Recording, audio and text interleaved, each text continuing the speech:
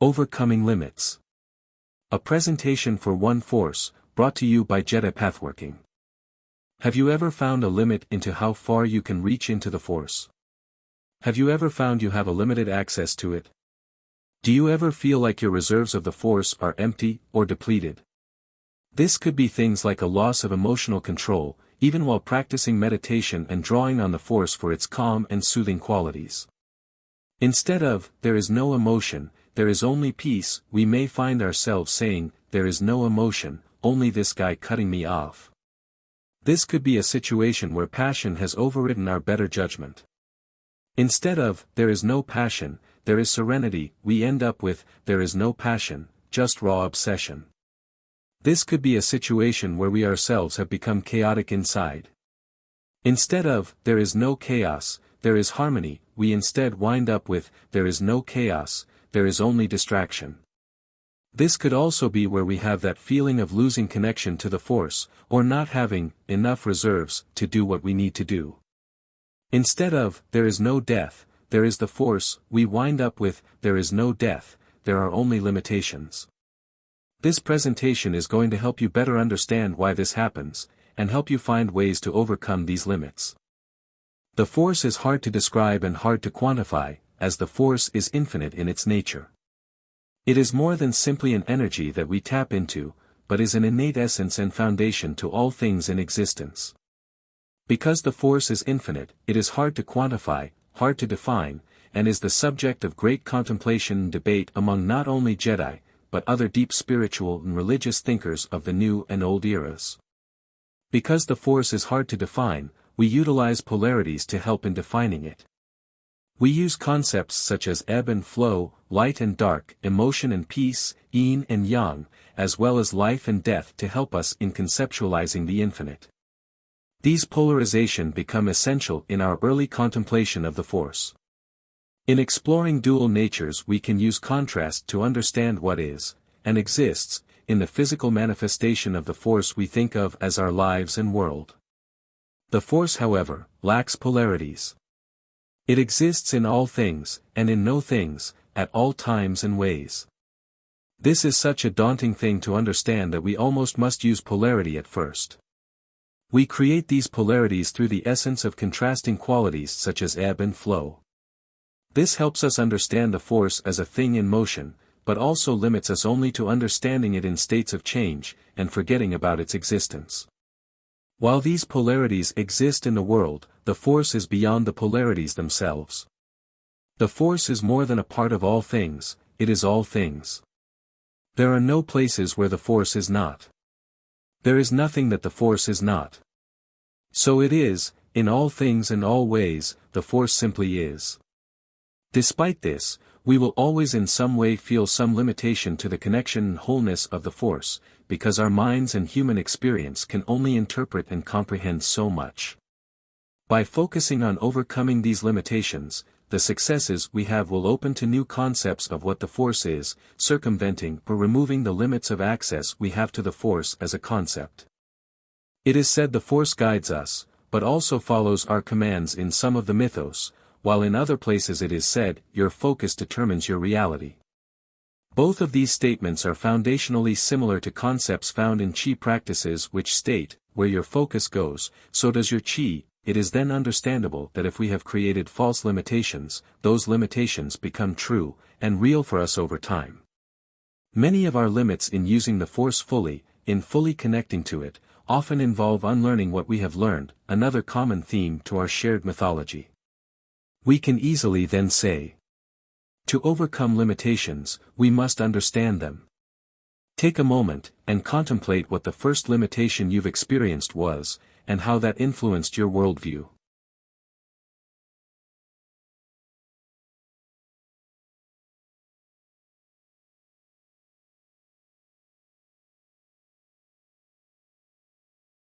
Many will say authority figures or rules were the first limitation they ran into in life. The concept of authority as a major limiting influence isn't incorrect, but it isn't the first limitation we all are initially exposed to in this life. While authority quickly establishes itself as a limiting factor, such as people telling us what to believe, or what we can achieve, the first limitation we run into occurs a lot earlier than this. Some will say that the first limitation they run into is an emotional limitation. This may be a feeling or need to give up before getting started, or self-doubt. While things like doubt, fear, or impulse may be majoring limitations, they are not our first limitation. Instead, the first limitation is more primal, more innate to our existence. Some people will gravitate toward the first limitation they encounter being something like gravity, strength, or other physical forces. This is much closer to the root limitation we all first experience. Now is a good time to say, the very first limitation we run into isn't by its nature bad, wrong, or evil in any way. It simply is, and it is one we then are conditioned to understanding for the rest of our lives. The first limitation all people run into is tied into the first states of existence we experience in our lives. Without getting into the moral contemplation on when life begins, we can say with some certainty we exist for at least some period alive, safe and secure within our mother's womb, wanting for nothing. Our perception of need doesn't exist in this state. Upon birth, though, we are introduced to the very first limitation we will experience, and this limitation conditions how we see all things after. Our first experience with limitations is scarcity. From scarcity all limits begin to exist. The first breath we gain a conditioning to understanding limitations. We must breathe to live, a fact we come to learn later on in a more conscious, logical way. This very first limitation changes how we perceive life, life energies, and the force. It is from this limitation we cannot help but perceive the force through a limited lens. As we enter into this world, we are subject to the need to breath before anything else, and in that subjection, we gain an innate understanding of scarcity of the vital essence that provides life. This may be why so many exercises are breathing-based.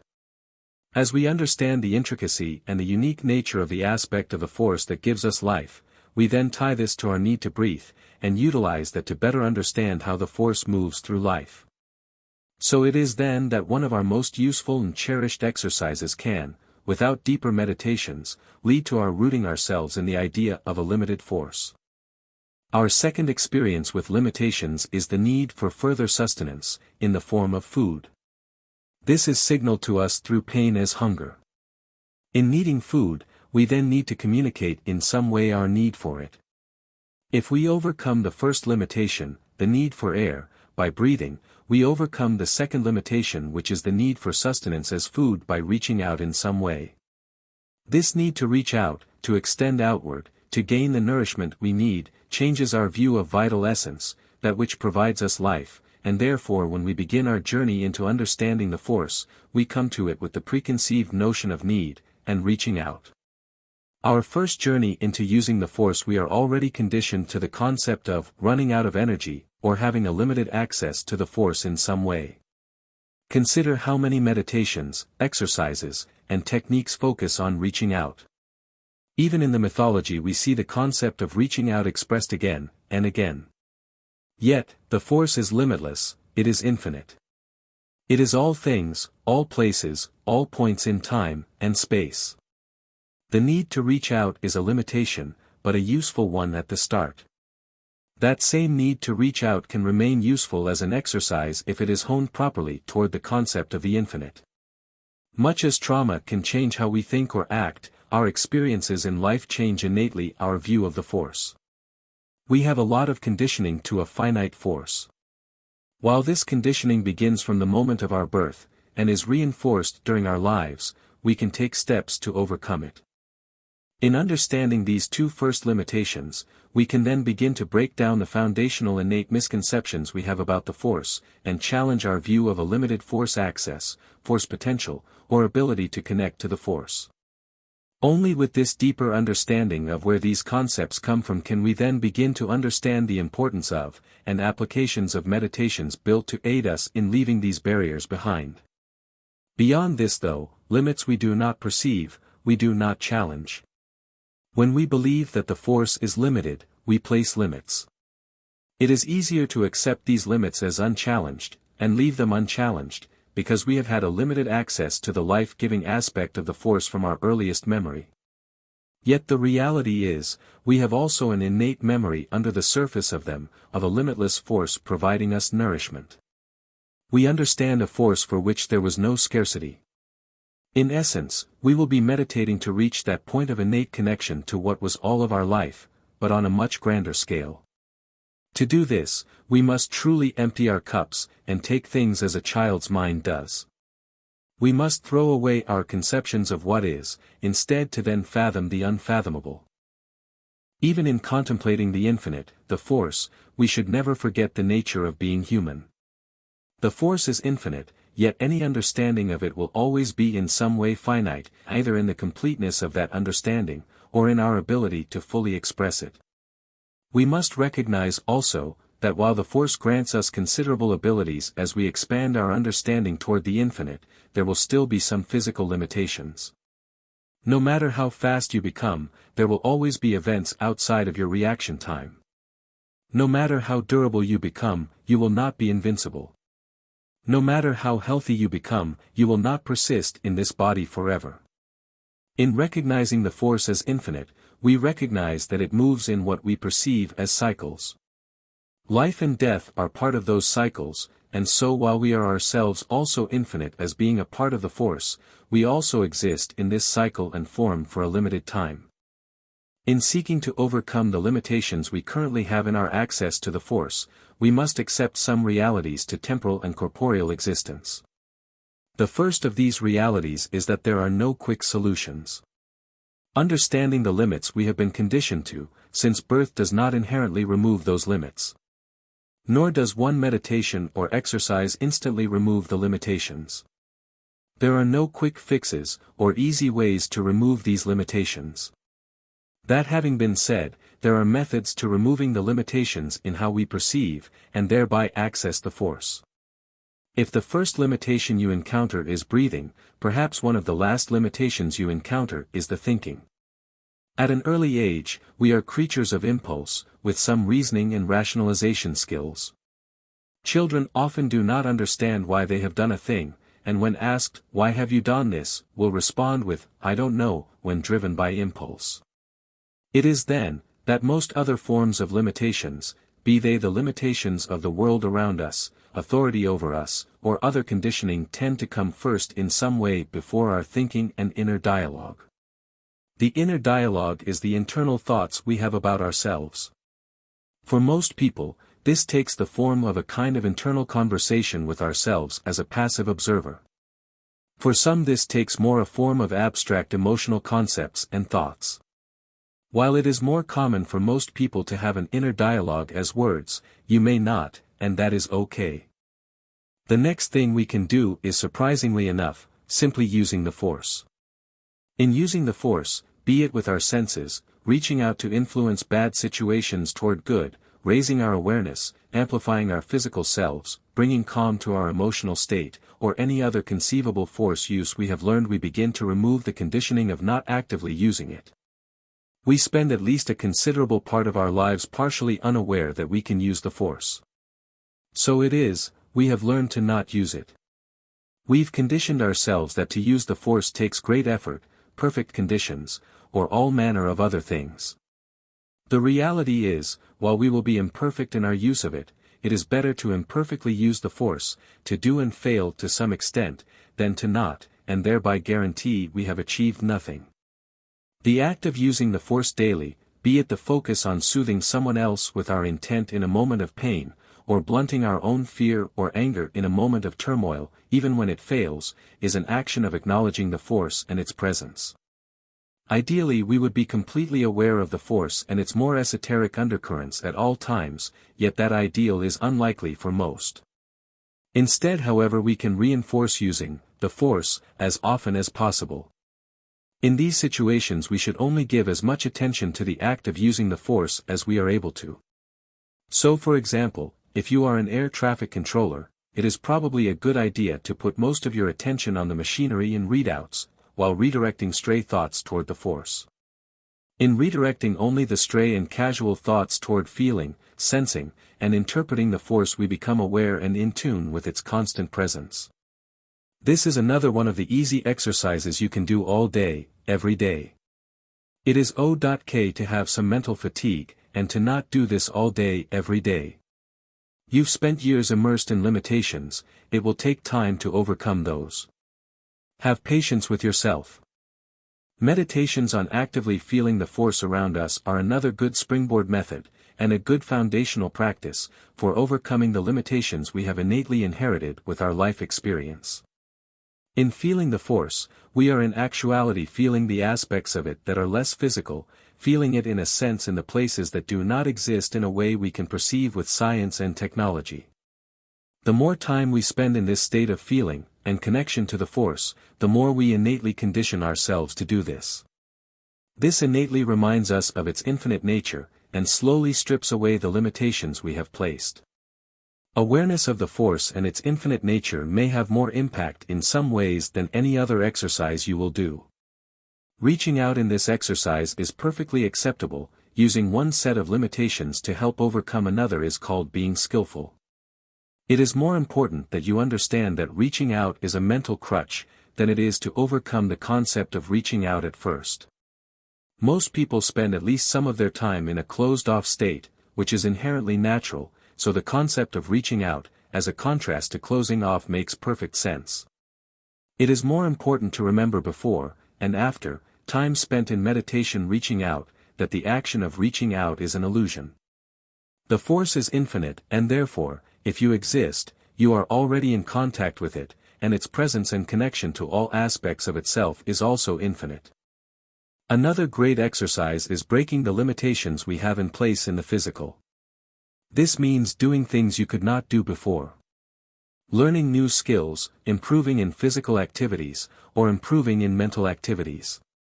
Things like doing memory puzzles, lifting weights, martial arts, acrobatics, running, and things of that nature help break the preconceived notions. Often we'll have physical hard limits we can't seem to overcome as time moves on, so we must set new baselines.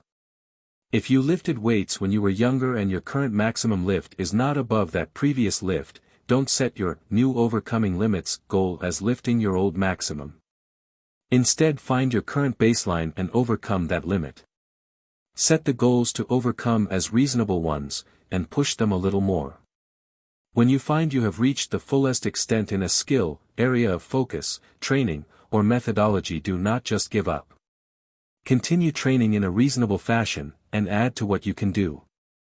Eventually you will be cycling out some old things for new, but areas that are more about great skill, such as martial arts, have the advantage that physical limits are but one expression of them.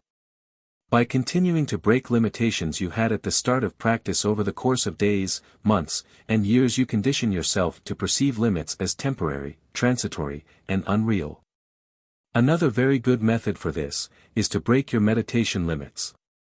Most people can meditate reasonably well in some form for 30 minutes or more. Set a day aside once every few weeks to find out how long you can do this before distraction takes over. Push the envelope in this, if you meditated for an hour. Rest, refresh yourself, and then meditate for another 10 minutes. Disconnect the concept of solid blocks of time. Focus on a meditative state while doing other actions you do not traditionally consider meditation. In these ways, you break limitations. Couple this with breaking physical limitations like lifting, martial arts, running, or cycling for even greater impact. We now get to the last two big exercises. These are the foundational limit removers. If the previous recommendations removed more conditioned limits, we are now focusing on removing those primal limits we've discussed earlier. This means only one course of action remains for you. You must meditate on the infinite as a concept of vastness. A daunting task, right? This isn't as hard as it sounds. The most basic form of this is to expand our awareness outward as far as we can. However, instead of seeking to expand it completely, we need to narrow that focus. Much like a beam of light, as our focus disperses, or foundational mental limitations will become the new barrier. Instead, reach out seeking a place the force is not. Seek a place that there is no force, and realize, if you can conceptualize it, feel it, see it even, that the force is in fact there. This is a very abstract meditation, and it takes a lot of time to do. I recommend doing this for short periods at first, 10 to 20 minutes at a time, and working your way up to longer meditation sessions. Attempt to contemplate the infinite in other ways. Sit down and try to imagine how vast infinite must be. Let your mind move to and fro with the focus being on what infinite means. The vastness, the depth, but also the minuteness. No matter how small down we go, infinite is there. In this, the contemplation of the concept of the infinite is the true contemplation of the force. This is the foundational exercise for breaking the concept of a limited access or reserve of the force. If the force is infinite, it is not just some substance we take into ourselves, or store within. No matter how much we use or expel, give to others, or otherwise innately utilize, we have removed nothing. It may help to conceptualize things that are technically impossible, such as four-dimensional shapes, or a cup of water pouring from which it never empties. The contrast to meditating on the vastness, is meditating on nothingness, and recognizing that within that, the force still is. We often focus our meditations on things very large or very small, for the purpose of conceptualization, visualization, and inherently using symbology we are used to working with innately. This is a much harder meditation, because it is the meditation on the concept of nothingness, no thought, no sound, no body, no experiences. This is an extension of Zazen exercises you may have done to help clear the mind of clutter and distraction, and while we will not go into Zazen here, if you find this exercise daunting, look up that particular meditation. Focusing on stillness and nothingness takes time. Your mind will invent distractions. This meditation is more about diligence than any other meditation initially, and is listed last because of the extreme effort it does take many. That said, this meditation is also completely easy, not hard at all, once you overcome the need to fill mental space with thought. By focusing on emptiness, void, nothingness and recognizing the force is there, even in the concept of nothingness, you expand your understanding of the true infinite. Thank you for taking the time to sit through this presentation. There should be some time remaining after this presentation for you to take a few minutes of meditation before any other presentations. Now would be a great time to contemplate the vastness of the force, or the essence of it even in what we think of as complete emptiness. It is our greatest hope at Jedi Pathworking that you found some value in this presentation, and we encourage you to continue onward in your training in the Force, and all arts inherent to treating the Jedi way as a path to be worked, walked, and explored.